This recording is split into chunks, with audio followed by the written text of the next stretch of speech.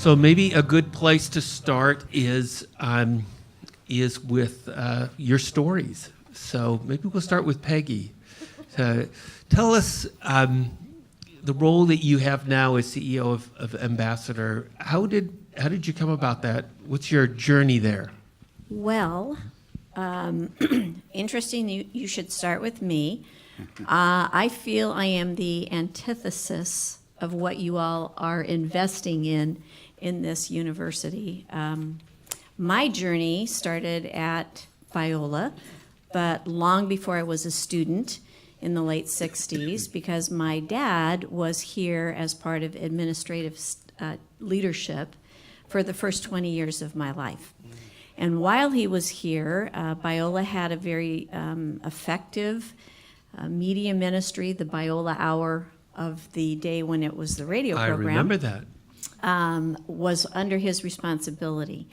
And to serve the Biola Hour in the midst of an agency that sort of cheated Biola, my dad asked for Dr. Sutherland for the permission to initiate an independent agency that in those days was required to place media. And so Ambassador Advertising was formed to serve the Biola Hour, and then along the years, a number of other Christian broadcasts. So I came into the role that I have by being born to the founder. And that's, I don't want to be apologetic about it because that's God's plan for my life, but I will say I'm very privileged to be involved in an organization now that continues to serve about 24 media ministries. And we are sort of the blend. We are a for-profit, but serving nonprofit entities. So. And how many people are with Ambassador now? You're located over in Irvine, my understanding? There's a couple dozen. Some are remote, too. We operate a satellite system that delivers programs to stations all across the country. And my husband, my brother, and myself began to work in the company as adults. My husband passed away in 2005, and after his death, Jim and I, my brother and I, sort of tossed the coin, and I think I lost. And so somebody had to be the title president, and so that is me. But we share equally in leadership at the company. Right. Yeah. So Jim, tell us about your story and how you ended up at UPS, and what was your journey to there? Well, it started out when I was just a freshman in college, and I was looking for a summer job. And so I started unloading trucks at night. And I am the exact opposite of a lot of other people who think they have to change jobs a lot in order to move up. I did not. So I have graduated from college and started my full-time career at UPS, in part, in fact, due to what they offered me was about $50 more a month than the competing offer, which in 1980s, $50 was a lot of money. So absolutely stayed with that and just worked my way through the organization. Moved all over the country, moved 4 times from California to Florida to North Carolina to Atlanta to Denver and back to California. I've just kept learning more and more about UPS and obviously being somewhat successful. So 7.5 years ago, I was offered the position of Senior Vice President of Operations at the UPS store, which is like a completely different business. We're a franchise business, 5,000 locations. And to try to keep 5,000 individual owners consistent is like herding cats, and it's almost impossible. Saw it in your eyes. And there are certain things that keep me up at night. That's one of those. So it's been a real blessing to do this in my career, and the ability to really minister in UPS, in a for-profit company, in many different ways. I'm sure we'll talk about that as we go through it. So that's me.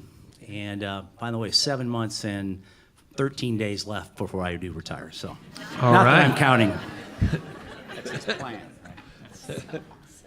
So the Union Rescue Mission has been a mainstay of Los Angeles for over 100 years. Tell us how did you end up as CEO of Union Rescue Mission, Andy? Lots of failure.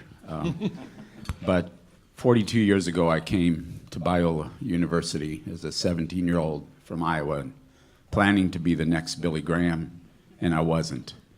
And stood up first time to give a speech in speech class, and I don't know if it's a low blood sugar or nerves, but I passed out against the chalkboard. And I realized maybe I should make other plans, and so I became a youth pastor. And I figured you could, hang with the kids and do Bible studies and play softball and basketball. I was a youth pastor for 5 years, and I found out if you want to stay young, you hang around young people, and if you want to die young, you try to keep up with them. So then I took the easy job of a Christian school teacher, and I quickly found out why students get the summers off. That's for teachers to recuperate. And it was my second year teaching that the youngsters in my class, Christian classroom, were picking on somebody in the class they thought was didn't measure up, and they were calling her loser and nerd and dweeb and names you don't recognize from the 80s because you weren't there. But I did what most teachers might do. I said, knock it off. Don't treat somebody like that in my classroom. But I went home that night thinking, if a person who feels like a loser can't find love in a Christian classroom, where in this tough world can they find it? So I searched Scripture for something to wake the kids up and change their attitude. And I found Matthew 25, verses 31 and following. At the end of time, Jesus is going to come with his angels, and he's going to gather the nations before him, and he's going to separate the sheep from the goats. And to the sheep, he's going to say, come, take your inheritance prepared for you since the creation of time. For when I was hungry, you fed me, and when I was thirsty, you gave me drink. And when I was naked, you clothed me, and sick and in prison, you came to visit me, and a stranger, and you welcomed me. And the righteous said, Lord, when did we ever see you hungry and feed you? And he said, whenever you did this to the least of these, you did that unto me. And I translated for the kids that day. I said, whenever you do this for the losers of the world, you do it unto Jesus. And the way you treat another human being is the way that you're treating God himself. And if you feed a hungry person, it's like feeding Jesus himself. If you turn your back on a hungry person, it's like turning your back on Jesus himself. And theologians say I stretched it, but I said I believe if you say a hurting word to a hurting person, it's like saying a hurting word to Jesus himself. And I went home and told my wife, I changed all their attitudes, and it was so good I should have taken notes on myself, and it was really good. Well, they heard it one time each, 6 times. I heard it 6 times. That was Friday. And on Sunday, I was downtown at a parking ramp. I taught school all week and then worked 38 hours on the weekend at the parking ramp. And I was sitting there watching NFL football, getting ready to eat my sandwich, and there was a knock on my window, and a bearded man, missing teeth, long dirty coat, bag of soda pop cans slung over his shoulder, was at my window and asked me for my sandwich. And of course, after preaching that message 6 times, I said, I'm sorry, sir, but I need my sandwich. And his face drooped with disappointment, and he disappeared into the darkness. And I prayed for another chance, hoped and prayed for another chance. A few weeks later, I found him on the street and fed him dinner. And a few weeks later, I never told anybody that story, but my missions pastor came to me and said, Andy, there's a job opening down at the door of Faith Mission in Des Moines, and I think you should go apply. And so I went reluctantly, thinking I'll never be heard from again if I go take this job. But I saw what was going on. The place was clean, the food was good, the guys were sober, and I said, this is a chance to practice what I preach. So for 32 years, I've been trying to practice what I preach. Lots more to the story. I got kicked out of Pasadena 15 years ago for standing up to the city council, which, led me to be, I was sitting in my front yard, unemployed, and the chairman of the board of the biggest rescue mission in the country pulled up and offered me a contract to be the president and CEO. So I say I worked my whole life to end up on Skid Row, and I finally made it. So. Very good. So when we walk into the lobby here of the Crowell School of Business, we see that banner that says business as ministry. And, what we'll talk about oftentimes in class is that the Greek word for ministry, diakonos or diakonia, just means servant or service. And so in our leadership and change classes, and now we'll talk about servant leadership. We'll talk about serving and that. And so when you think about the leadership roles that you have and think about servant leadership, how did you kind of come into the first hearing about servant leadership? That either that title or that concept, which we think of as a very biblical concept. What was your first exposure to that, and how did that strike you at the time, and how did that maybe even change the way that you thought about your role or a role in your business or your organization? Jim? Well, maybe I'm a slow learner, but I probably haven't even thought about servant leadership. I really, as a Christian working in a for-profit business, I've always said I'm going to serve integrity. I believe I work for a very morally upright company, but not everybody is going to serve or make decisions based on integrity. And so that became, as a Christian, I am going to be the person that's going to serve integrity regardless. And so that's how I kind of viewed my role in management, whether that be in a lower role or in my current role. And I really didn't think about servant leadership and putting that together until about 6.5 years ago, okay? So I am a slow learner. And there's another believer that's on the staff where I work, and we are just two of us were in his office. We were talking and just talking about leadership styles. And all of a sudden he goes, well, I know your leadership style. I go, well, what's that? He goes, you're a servant leader.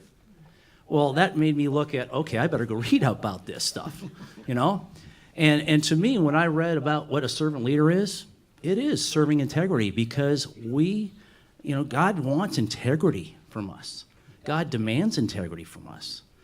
And, I probably can't go out in my business and pray at every staff meeting. I think that would be something that eventually I would be shunned for. But I can absolutely demonstrate integrity every time. And so that's why that's where servant leadership comes in for me in a public organization that is not a Christian organization, but it strives to do what's right, I think, most of the time. But there are going to be great decisions that are going to be made, and you need to make sure that you are involved in those, and you get lots of people involved, and you demonstrate integrity, even when it's going to hurt you. That's something where I see is servant leadership for me. Peggy, tell us about your kind of concept of leadership. Where did it come from? Were there mentors? Was it reading? How did you kind of develop your own style?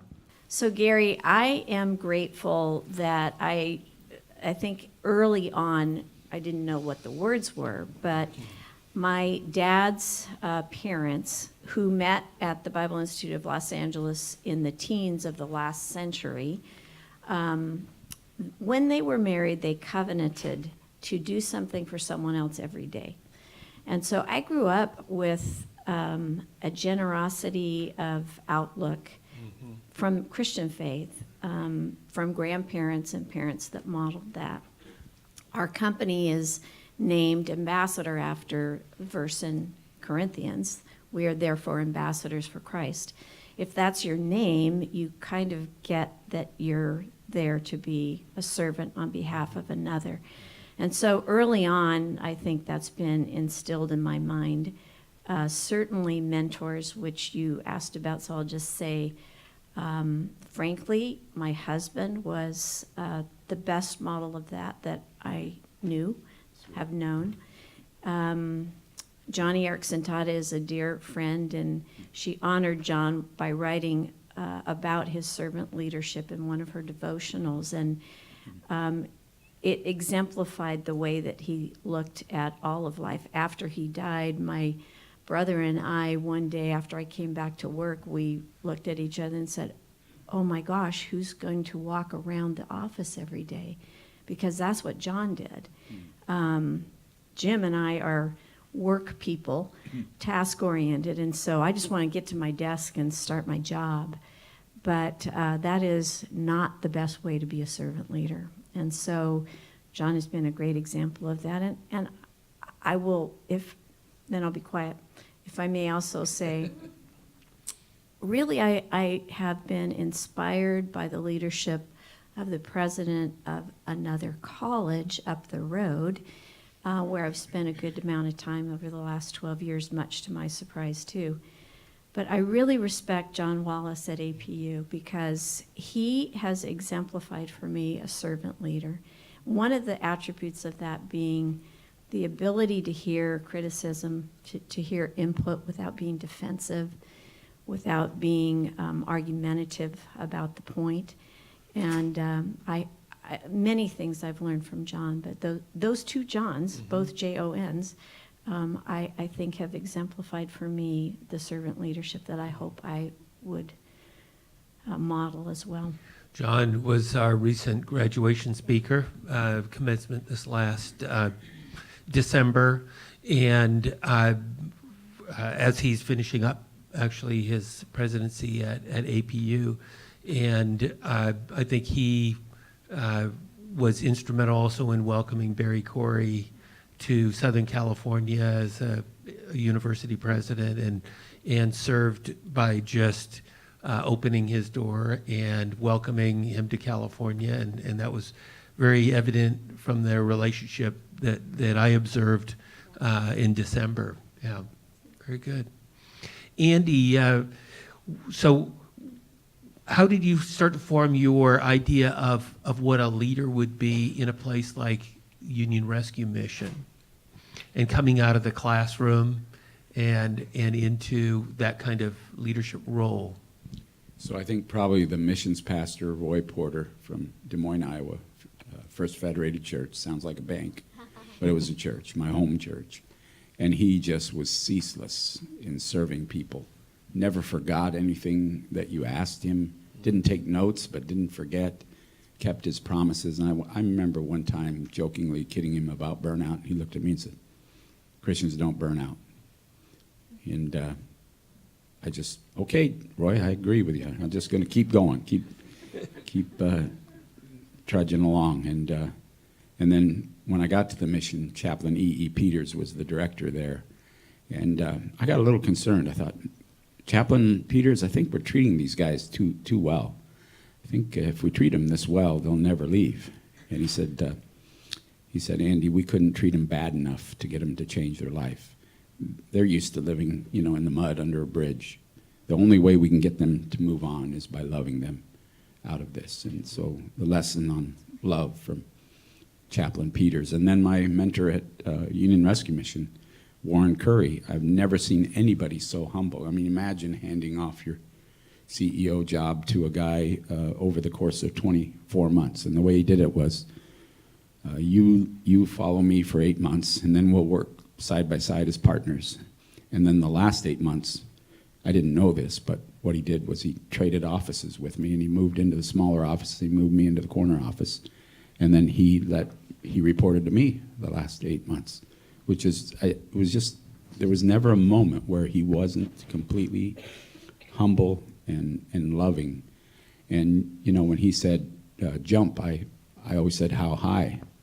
And, maybe this is added for no good reason, but nowadays you try to find a successor, and it's almost like they try to play Survivor to get you out of the way, rather than serving you in a way that when you say jump, they say how high. And so the way you get there to be the CEO or the president or whatever position you're striving for is by being a servant, not playing Survivor or, being a climber that tries to get somebody out of the way. That doesn't impress anyone when you behave like that. You really, the only way to impress is by being a servant leader. When difficult decisions need to be made, and that's going to affect people, whether that's downsizing an organization or calling someone on something around integrity, and having those difficult conversations. What have you learned about those experiences? And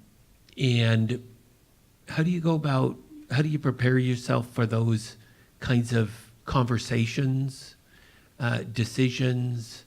How do you go into that kind of conversation, or Jim?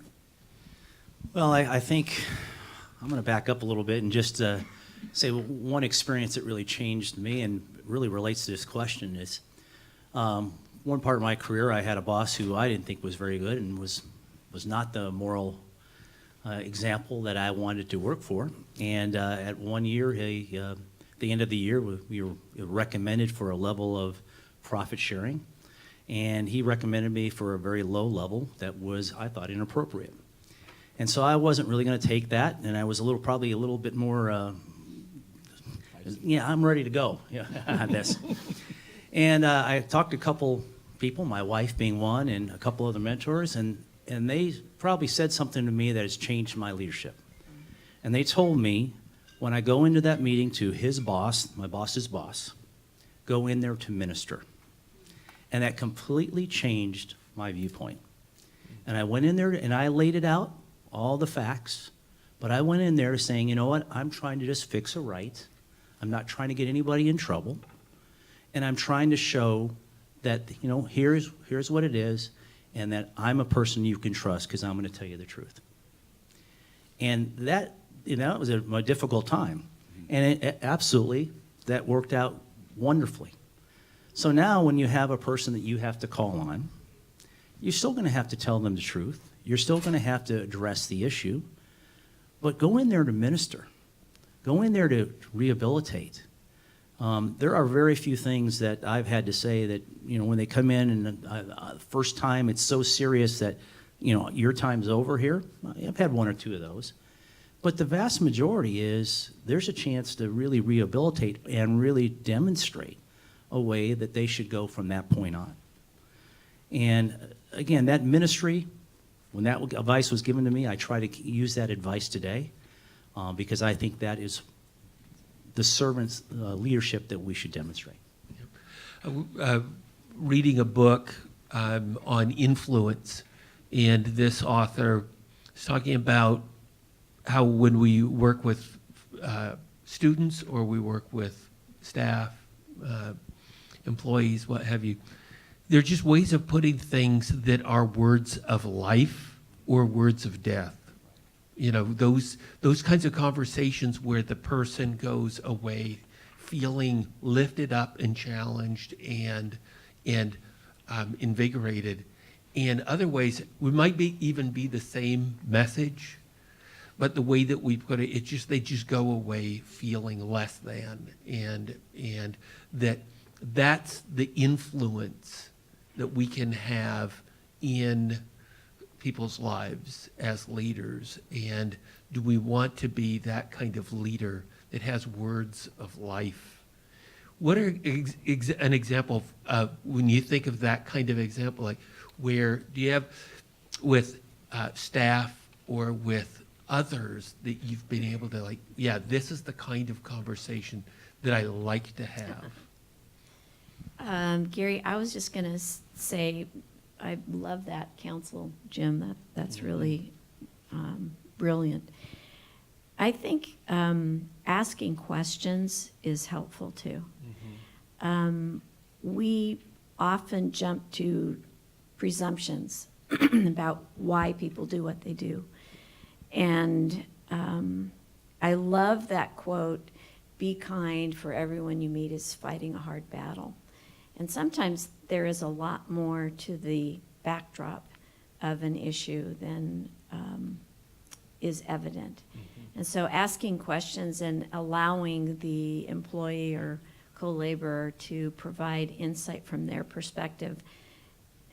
I've been in a couple of situations where really I didn't have to say too much as they talked through the scenario.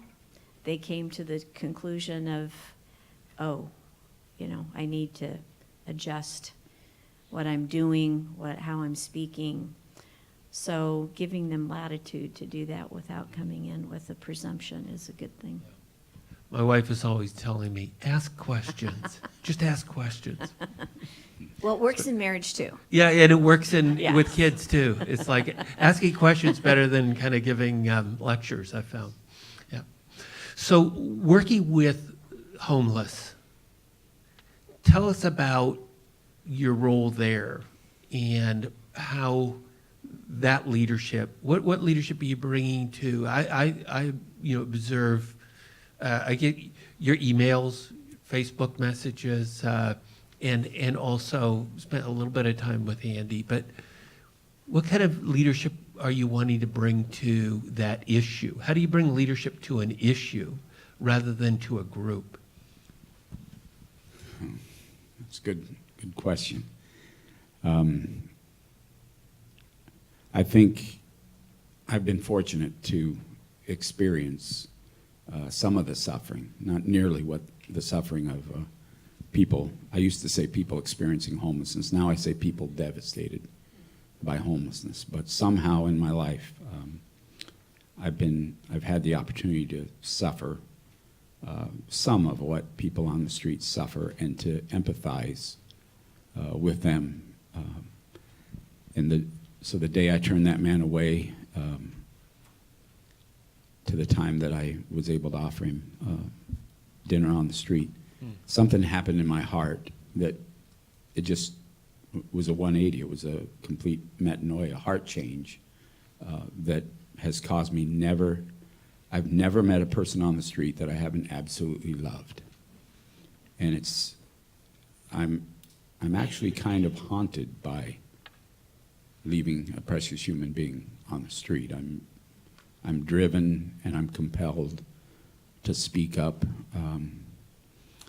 to a society, especially in Los Angeles, who doesn't want to hear it, and just let myself feel the pain. And I'd say that's the same way when you have to let somebody go or do a big decision. You have to let yourself, don't be tough, don't be hard, don't be cold, let yourself feel the pain. URM was different during the Great Recession. Every other mission cut way back. They were wise, they were smart. They cut way back on their services and dropped their budgets. We decided to live up to our history and step up to meet the need and welcome everybody. And that lasted almost all the way through the Great Recession. We took 2 pay cuts, 5% twice, in order to, step up to meet the need. But at the very end, we had to cut about 30 people who'd been faithful, taken pay cuts. And that was the most painful experience in my life. And I told people at the time, I said, letting good people go was like losing a limb, right? And I can tell you since then, I've lost a limb. Letting people go was more painful than losing a limb. And I think that's the kind of mournful, brokenhearted spirit you need to have when you have to let somebody go. Go in with just a humble attitude and be sincerely brokenhearted about what you have to do. And not that it might not be the best thing for them, but go into it very humble. So one of the concepts that Jeff McHugh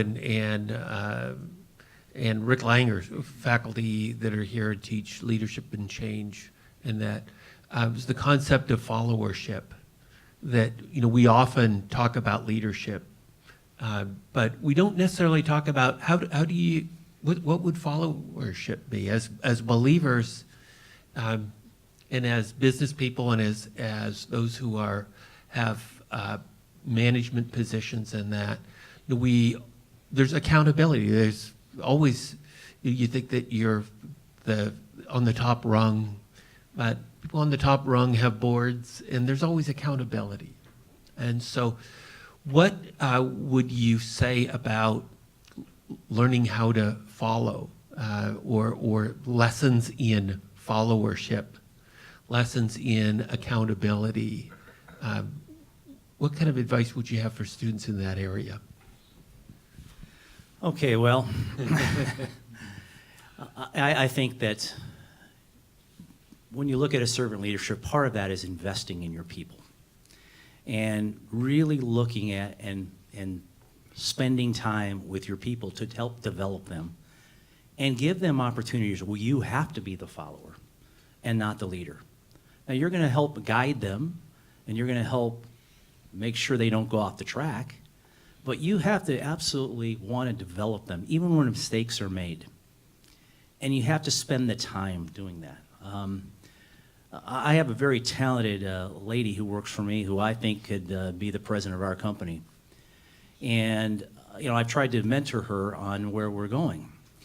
This last week, I flew up on a Thursday and had dinner with her and her husband to tell her about the path, the sacrifices they're going to have to take. I said, you're going to have to lead your decisions here. You're going to lead this potential for you to move up in the organization. And then I'll maybe give an assignment or two to her that really is something I should be doing to say, okay, you got this. You tell me what you need me to do to help you with that, and then follow her lead. I love the story where you changed offices for half the year. That is absolutely a great example. I wish I'd gone that far. I have not. So, I think that this part of this following is investing and let people go and then follow their lead. And don't be you gotta be more patient to step in when they do make a mistake. They will correct it most of the time. And let them develop and show them you care about them. Peggy. Well, I'd say amen. Okay.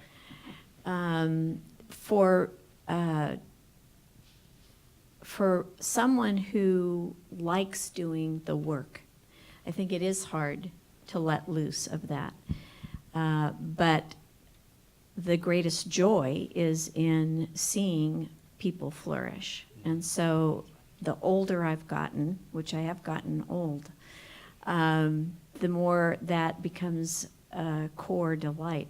Part of what is so energizing about this place, this room full of young adults, is the idea that, well, maybe not everyone in here, but I won't see probably 2050, but you will.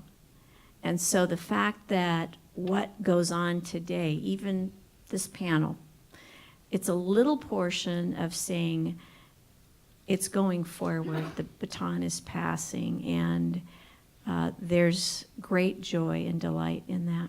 Yeah, following. Questions from the group, so students or other visitors. What questions do you have for the panel? Yes. This question is for Jim. How do you balance the tension between walking with humility and working your way up in the same organization? Well, definitely not perfectly. When I started with UPS, our culture was pretty. You had to be gruff. You had to be a little rough, and so that's changed a lot over the years. But I thought I had to change before our company did with that, because I did see that as a Christian we're called to be different, and I was committed to demonstrating my Christian life at work. So with that, you have to put your humility to the side. You can't be, this is about me. This is only about me. It's about us. It's about what we're trying to accomplish. I think one of the things that I was pretty successful at is, I became a subject matter expert. I became an expert where my bosses saw that, okay, I'm good at this. So I would be given those type of assignments. And that way you can be seen and move up an organization without being boastful, because you do see some climbers, and those are not fun people to work with. In fact, you spend too much energy kind of defending the climber rather than trying to get the accomplishment. So it's a tough balance. It's one you're going to have to figure out based on the culture of your company, how to do that.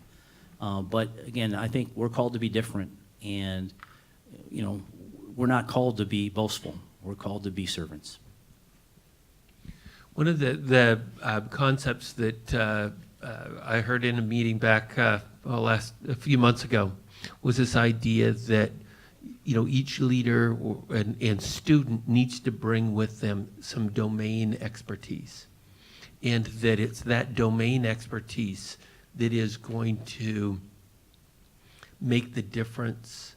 The knowledge, the specific knowledge that you bring to a function that is going to kind of give you that lift and solves a company, an organization, or a boss's need, right? For each of you, what was what do you think of that expertise, Peggy, that you brought to the organization? That's like, okay, I need to do something, right?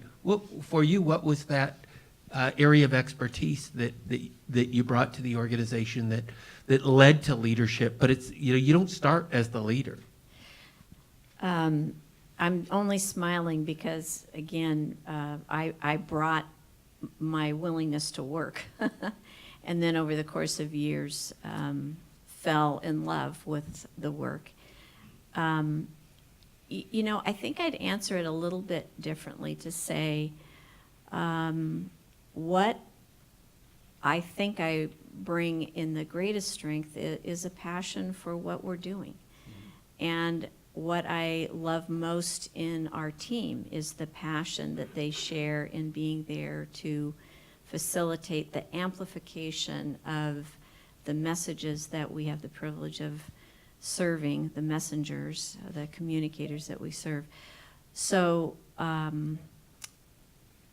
there are certainly areas of expertise that you need in media, and we want fine students like this one over here that was an intern for us, and we couldn't capture her back, but maybe we'll capture another one over here.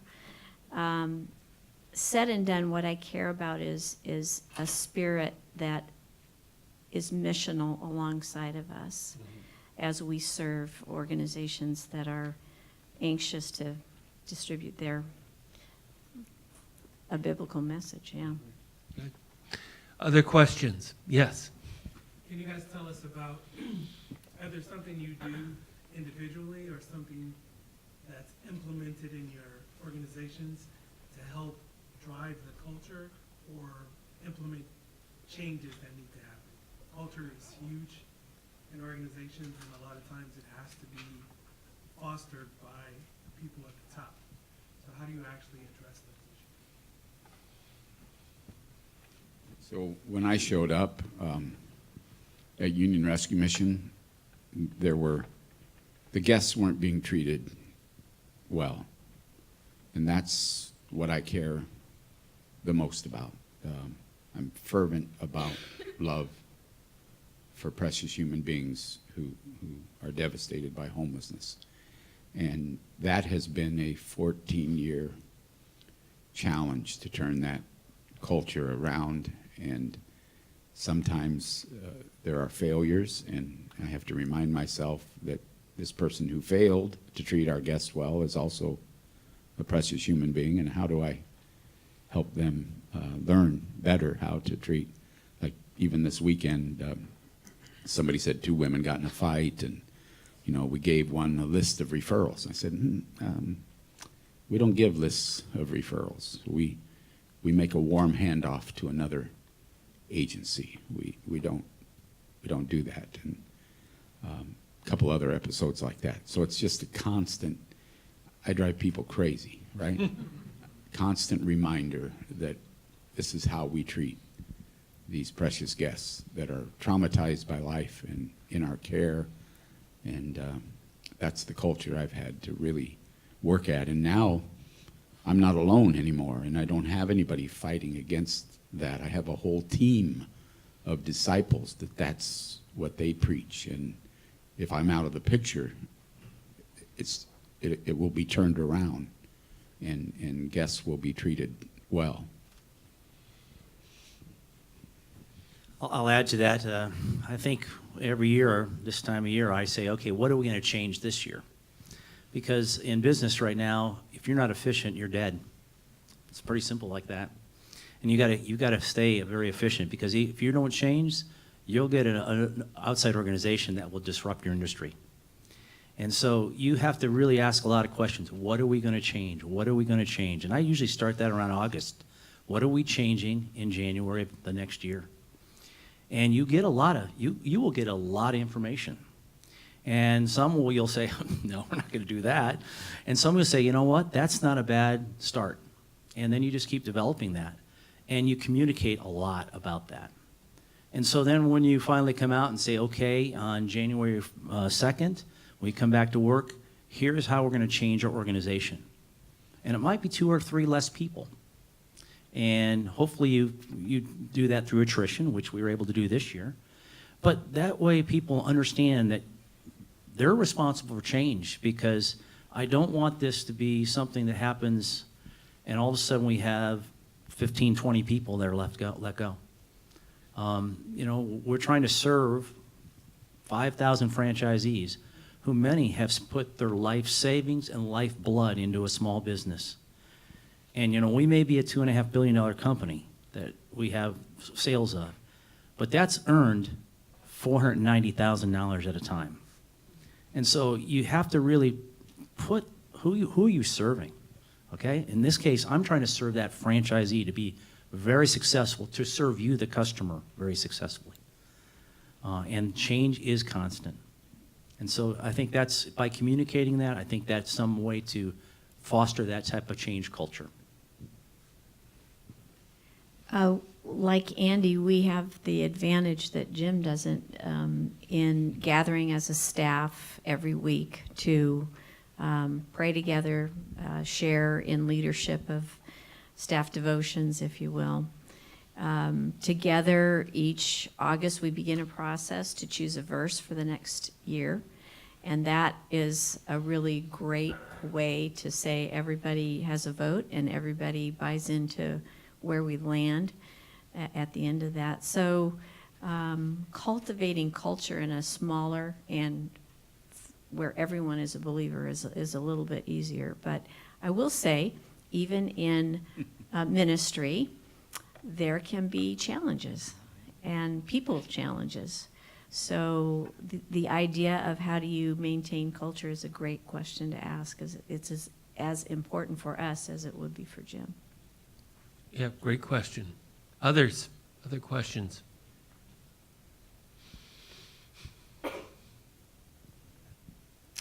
All right, there's a hand over here. My peripheral vision isn't that good. Is there a time when you were making a decision, whether it be about personnel or strategy or prioritizing what the organization work on, when you had a servant leader's principle-based decision that you really had to convince others on your team or that you reported to that was the way to go? And how did you approach those conversations? With a great deal of patience. The mission I served in Des Moines, one of the reasons it stood out to me was because they allowed the guys to live there, right? And they had them pay part of their own way. And they fed them well so they could go out and work and come back and pay part of their own way. And that was because the founder had spent 37 years on the streets. And he had stayed in missions where the guests weren't treated very well and where there was lots of drinking, and it was impossible to get sober surrounded by people who were drinking. And it's hard to go out and work hard when the food's a watery bowl of soup and a stale piece of bread. And so I had that principle when I showed up for the job at Union Rescue Mission. And they said, we've never done it that way. And I wanted the job, so I just let up for a while, right? But during the Great Recession, best thing that happened as far as implementing what I wanted to implement, my board kept saying, what are you going to do to make this place sustainable? And I said, well, a long time ago I had this idea that if our guests who had an income would pay part of their own way, it would affirm their dignity, teach them responsibility, they'd invest in their own recovery, and with all of our guests, that would bring in about $400,000 a year. We could hire more case managers, to help people get on their feet, and you know, it would help us a lot to have this, instead of the 30-day in, 30-day out, people going nowhere. And they said, "No, we never done it that way." So I dropped it for 18 months. 18 months later, they said, "What are you going to do to make this place sustainable?" And I gave them a ton of ideas, but I brought this idea up again. And by this much, they let us implement that. And at first, we went from 300 down to 170. People just moved out of the second floor. But the guests started coming up to me and said, "Andy, what you're doing is brilliant. Everybody who was angry and didn't want to try is leaving. And everybody who wants to get on their feet is coming in." Pretty soon it's 570 who want to get on their feet. And now they feel like they have some ownership of paying their own way. And in exchange for that, we let them rest in their bunk at any time. And they could stay until they could move out. No 30 days, no 90 days. Stay until you pay $5 a day and $2 savings. And by the time you move out, you have enough to rent an apartment. And I knew in my heart, because I'd seen it, would totally transform, but people didn't trust. So I had to educate. I had to do a pilot program. I had to give 90 days notice to the guests. What was sad was the day we implemented it was April Fool's Day. And people came up to me and said, are you doing an April Fool's joke? Why are you doing this? And I said, "Well, I'm doing this so that we can stay open and we can help you help yourself." And okay, but it takes patience and it takes teaching and persistence. And I'll add to that, obviously a different perspective here, but you know, I think you have to be selling all the time with your people. And you just keep selling an idea and selling an idea. But there's times you're going to have to make a decision very quickly. And you know, you're going to say, "Okay, we are going here, and we are going to have this by this date." And you'll get the mouths open, and like, we're not going to be able to do that. But that's going to be the exception rather than the rule. And usually your team gets right behind you when that's that exception, because they can see the truth or the need for it. They may disagree with the timing. They may disagree that that's now the highest priority. But if you sell 99% of your ideas or 95% of them, when you have to make that, "Okay, here we go. We're going to have this done by February 15th, and I'm doing that right now. That's how I know that date." They get right behind you and say, "Okay, we're part of it. We're going to have that happen." You just can't do that on a regular autocratic type basis. That's got to be the exception, and communicate well in advance on where we're heading. But when those things pop up, they'll be with you. All right, so as we kind of finish things up, you're each leader in great organizations. Andy, how would a student who was here get involved with the Union Rescue Mission if they wanted to? That there's some things going on there that I'd be really drawn to minister in that and to work in that environment. How would they get involved with the Union Rescue Mission? What opportunities are there? Well, you can go on urm.org and see the volunteer opportunities and come for an orientation, or you can call me or text me at 626-260-4761, or email me at abales, A-B-A-L-E-S, at urm.org, and I'll connect you. It'd be great if you'd come for a tour and see what we're doing, and just dream of where you might plug in and make a difference. I'd love to have, a couple hundred tours lined up in the next few weeks. So great. How would students who might be interested in UPS or UPS stores, how would they explore opportunities there? Well, I'd probably have you send me an email, first of all, jhillquist@upsstore.com, or jhillquist@ups.com. Both those come to me. Hillquist with the J in front for Jim, and would love to be talking with you. I'm going to say one more thing. Sitting next to a man like this, he convicts you. Yep. He does. So thank you for letting me part of it, and thank you for telling us your story. Yeah, and Andy and his role in the city and in the whole issue around homelessness, and in fact, before we go, we'll just let him just go with what the issue is and give us your your take on the homelessness issue in Los Angeles. Peggy, at Ambassador, you mentioned that you had interns or other roles there. How would someone get involved with Ambassador? We actually have 2 holes at the moment. So someone decided to return home at the end of the year to Tucson, so we have a vacancy. But if I was a really good leader, I would have brought my business cards that I put on my desk and walked out without. So, But you're here, so hey. which is a miracle. It's just Peg at AM as in mom, B as in boy, for short for ambassador, ambaa.com. And I too would appreciate opportunity to talk. I'm just going to say for me, these guys are superstars, and it is a privilege to sit among leaders, and there are leaders in the chairs out there. There is a counterside, I think, of servant leadership. For me, it isn't hard to be a servant when you feel that you have been given so much without hard work. And I feel like that all the time. I've found myself in places I never thought I would be, with titles next to my name that I don't know why that is. And so the humbleness, I'm living with humbleness. My concern is the counterside of that, to say, no, God put you in a place. The confidence that we have, as Paul writes in 2 Corinthians 3, is not in ourselves. Our sufficiency, our adequacy is in Him. And so for anyone who finds themselves like me, now you are going through school and you're going to be bright and brilliant world changers ahead, and I'm thrilled for that. You're at the right place to do it. But if you find yourself in such a place, I would encourage you to rest in the fact that God designs the story of your life. And whatever got you to the place that you are, He will equip you to fulfill your ministry. So, Well, your roles in board leadership and that in various organizations, including Azusa Pacific and elsewhere, have been valuable. And so we really appreciate each one of you.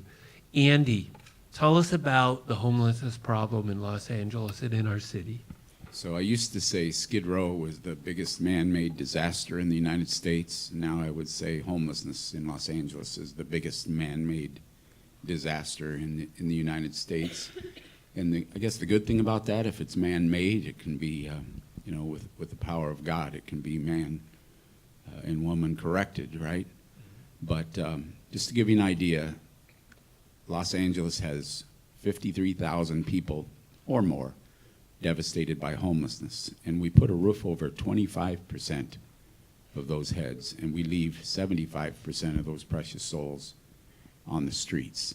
So that's 41,000 precious human beings made in the image of God who were out on the streets in that pouring cold rain last night and today. And to give you an idea, New York City has 81,000 people devastated by homelessness, and they put a roof over 96% of the people, and they're working hard to put a roof over the other 4%. So there's something about Los Angeles where we are just so me-oriented that we can drive down the street by human beings and not think about them.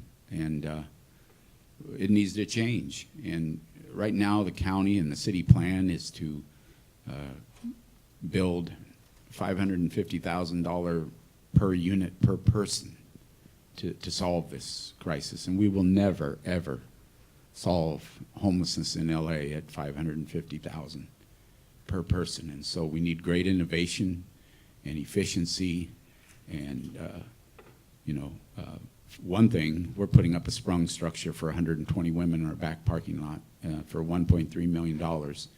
And we hope it's a model or pilot for 100 sprung structures all over the county to get people under a roof and out of the devastating effects of homelessness. Homelessness destroys people.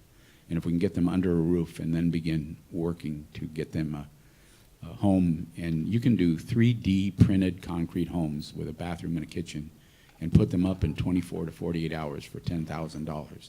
That's the kind of approach. We need to, I said it yesterday on the news.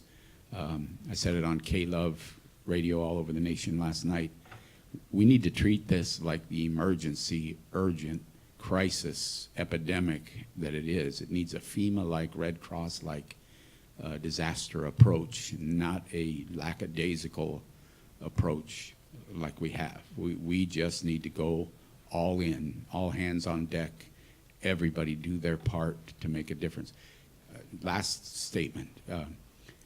So Los Angeles Homeless Services Authority, I got to give them credit. They offered churches to pay churches to open their parking lots for safe parking for the 15,000 plus people in Los Angeles County who live in their vehicles or in RVs, right? And do you know how many churches, up until a few weeks ago, how many churches had taken them up on that opportunity? 1. Now it's 2. And we can do better than that, right? If every church just took on one family in one car, gave them a place to use the restroom and case management, what a difference we could make in the city. And that's just one area we could make a huge difference. So that's the kind of horrible crisis we're in. There's 4,500 people or so on Skid Row. There's now 13 toilets for them to use. When it was 9 toilets, you can imagine what happened. People were using the sidewalks as restrooms. That's how I lost my leg. E. coli, staph, and strep flesh-eating infections from the streets of Skid Row. And that, you know, they made a big deal when it happened to me, right? But it happens to people every day. Every day somebody's suffering from something like that when we leave people on the streets. If we don't care about the people on the streets, if we even care about ourselves, we're living in a city where so many people on the streets, it's putting us all in danger. So Union Rescue Mission, Orange County Rescue Mission, various social entrepreneurs, if you're out there, who are going to innovate us into and out of this issue, I think is important. Discover who you're called to be at Biola University, a leading Christ-centered university in Los Angeles, with programs on campus and online. Subscribe for more of our videos and learn more at biola.edu.